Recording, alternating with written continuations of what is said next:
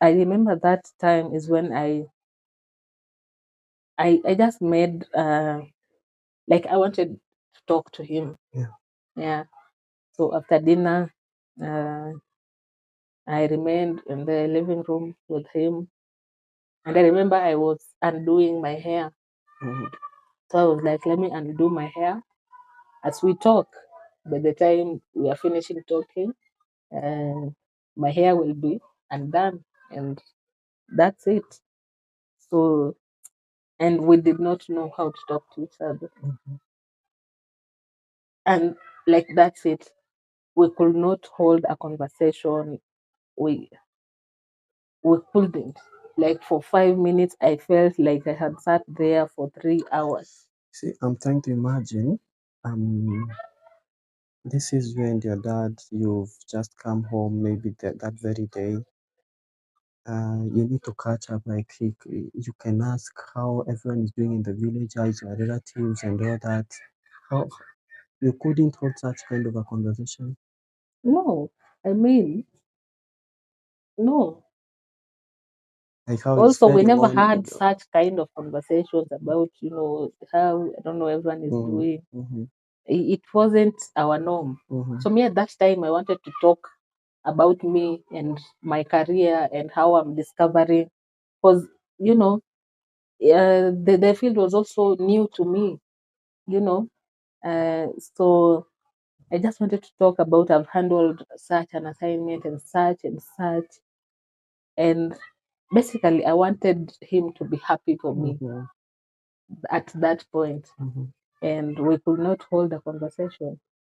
So I just remember I just got up and went to the bedroom and finished undoing my hair from there because it How long did you stay before you left? could be 5 minutes.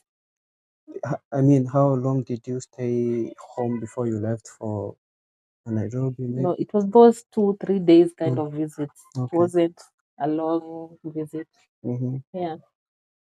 Then after that evening, did you ever speak on phone once you left home?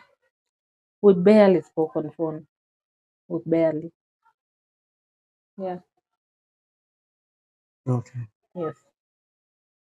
Uh, Tell me about your friend Sheila. You've mentioned that when you got to your house, you found her So there is a part. parking. Why? Yeah. There's a part where when I am coming out of the office Yeah. to when I'm getting to Mm-hmm. the house. Mm-hmm. Um. So when I got out of the office and going to the house, um, normally it would take me at most 30 minutes. Mm-hmm.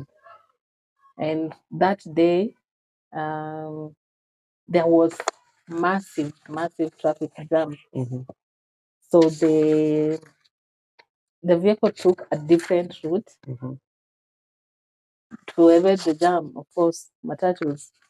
And I just remember I was feeling frustrated, like I'm looking at my watch, at my phone. I'm getting so many incoming calls. Um, I'm wondering whether to pick or not to pick. I'm picking some calls. Mm-hmm. Someone is talking about things I'm not understanding. Mm-hmm. So I just decided I'm not picking calls. Mm-hmm. Okay. Mm-hmm. So in the matatu, we went, traffic jam got crazy. It had rained. So by the time I'm alighting, I think it took me 1 hour. Mm-hmm. Imagine that's 5 kilometers. From my workplace to my house, it's 5 kilometers. Wow. Okay. But because of that jam and the Mm-hmm. maneuvering, Mm-hmm. it took like a whole hour plus. And then where we alighted, I just remember we alighted somewhere, uh, and the conductor gave us someone to take us through some panya route to now where the main stage is, where it's supposed the main where we are supposed to Mm-hmm. alight, Mm-hmm. because we did not follow the normal route. So that path, it was thin, it was dark, it was muddy. But what do we do? You have to get home. So by the time I was getting home, uh, I found Sheila. At the time, I was living with her. And she had called me. Yes. As you continue with telling us about that, I'm curious to know, Yeah. how did she? Did you tell her that you were to travel? She had called me Okay. when I was in the matatu, asking what we'll eat for dinner. And that's when I said, me nikifika tu nyumbani, I'm leaving Because of and I'm this going reason. home. No reason. I did not give her a reason. Okay. Yeah, because I did not want to.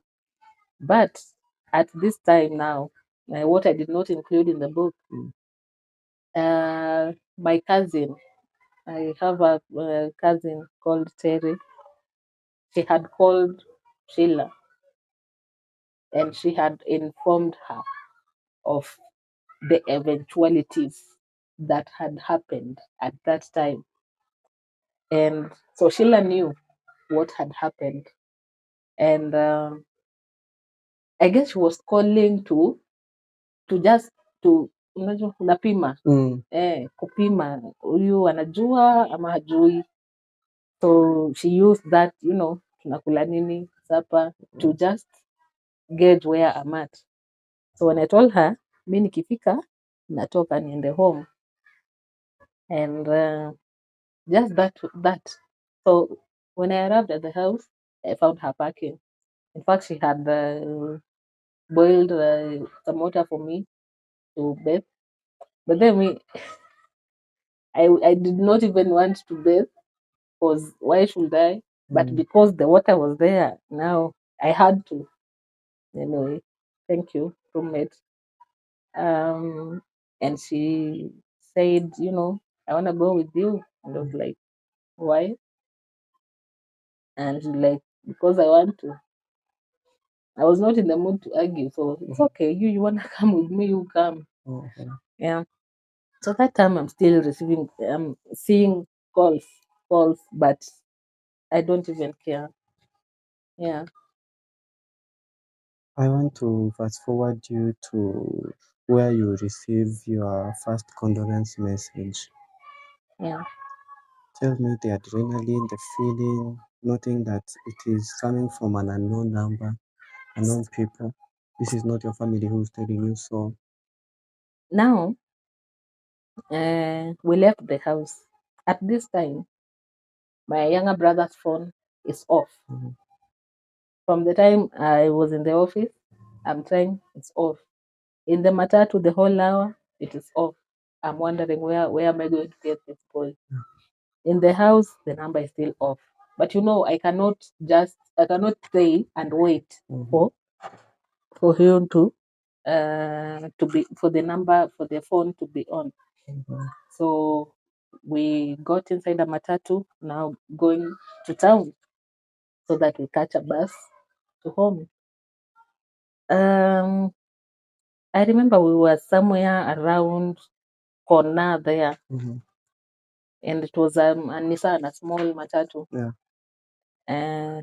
So of course I'm holding my phone like this, waiting for my younger brother's phone to send me a notification. You attempted to call me and blah blah blah. So I'm seeing a message and I'm opening it fast because I'm expecting, oh, finally his phone is on. And then what I see is my condolences. Which number is this? I do not know the number. Later I knew the number, it was a cousin. But my condolences for what? Okay. First of all, who are you telling me my condolences? Eh? At this time it's maybe 7, maybe 8 p.m. So who are you, first of all, texting me my condolences? And then for what purpose? I do not need your condolences, And I'm like, okay, maybe it's wrong number, or maybe nowadays that's how people greet each other. Because why would you be sending me that? So I assumed. I did not even show Sheila. I just assumed. I blocked it. Block. And concentrate on the goal. The goal is to get a notification that my brother's phone is on. So we continue the journey. And somewhere in between, again, before we reached the stage, my brother's phone was on. And it's either he called me or I called him.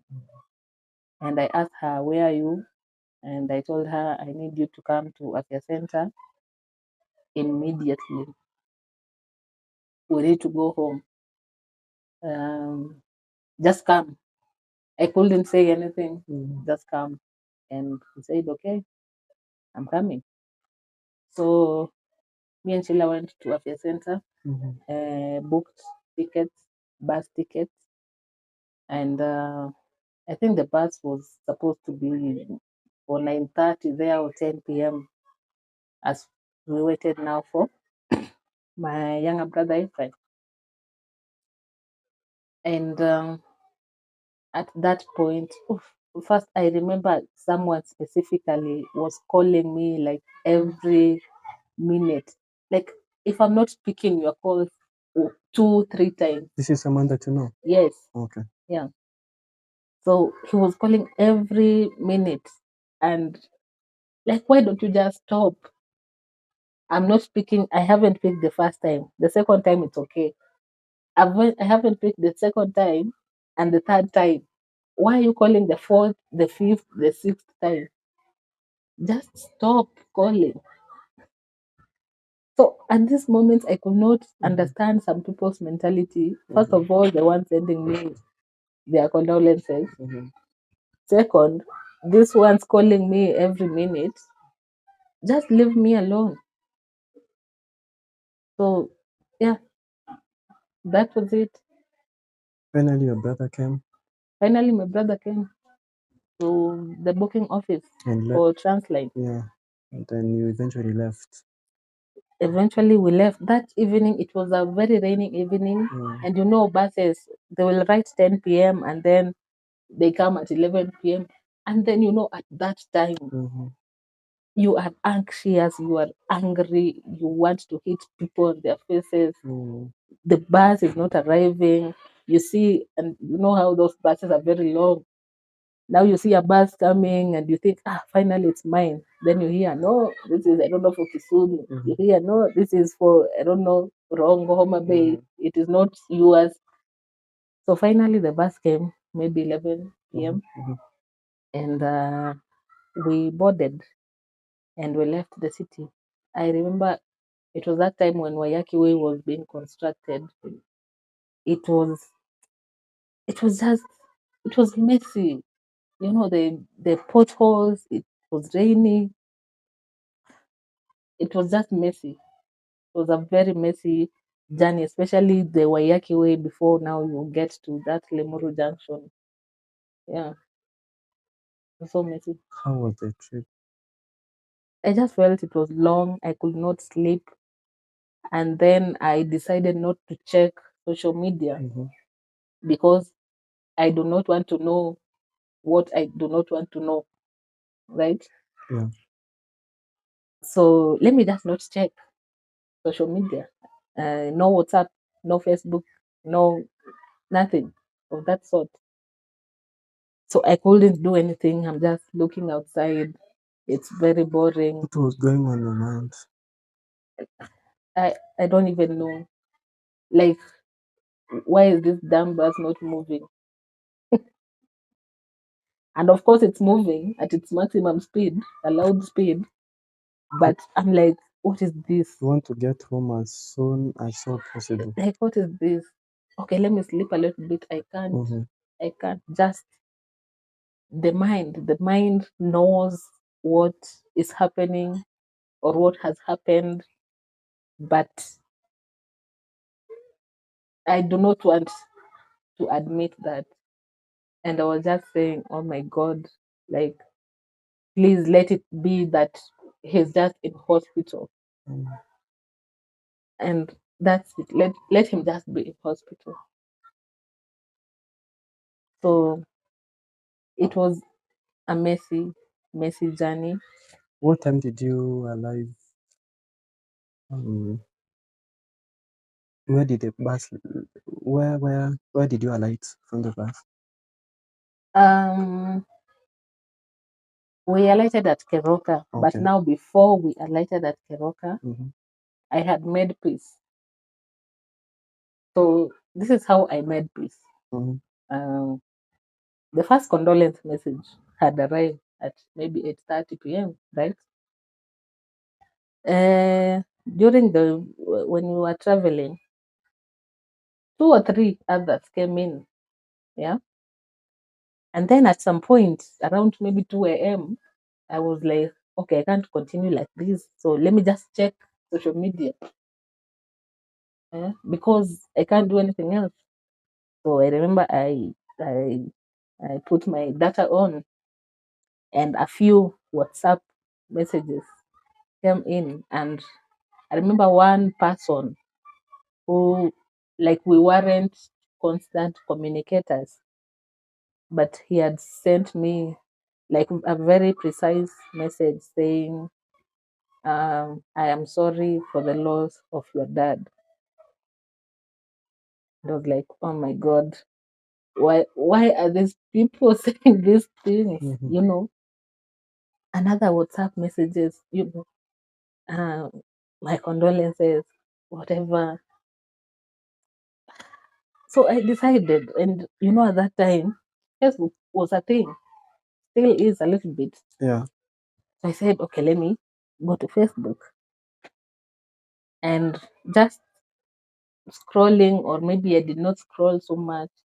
There is this there's a page of our market center, Mm. and that page someone had updated that I can't remember the exact words, Mm-hmm. but basically they were confirming that indeed my father is dead. So that's 2 a.m. to maybe 3 a.m. I made peace that indeed my father is dead, because more than 5 people had sent me condolence messages. It can never be wrong. No. And then a bunch of Facebook people had updated and commented and everything. And well, it can't be wrong. Okay. That's it. So I made peace with it, and we continued with the journey until maybe 6 a.m. That's when we alighted at Keroka. Okay. Yes. When you finally got to Keroka, there's this someone who came for you, a character named by Uncle Atuti. So yeah, when we alighted at Keroka, our uncle. I'm curious to know, despite that you had known that you had known that your father died. Yeah. So when Uncle came, Yeah. what did when he came to pick you up? Yeah. So what did he tell you? Did he break the news to No. you? No. How did he face you guys? No, he just said, how Mhm. was the journey? You arrived well. Yeah. Let's go. I guess that it was not his place to break the news officially. Plus, as at that time, I think he thought we knew, because there is just no way that you have not known, And you've come all the way. as at that time. Mm-hmm. There is just no way, unless you live in your own shell. Mm-hmm. So he wasn't there to break the news. His function was to get us home, Which he did. which he did. Yeah. Wow. Yes. Okay. So that was the fateful Tuesday, which spilled into Wednesday early morning. Yeah. Thank you for talking to us about the ill-fated Tuesday.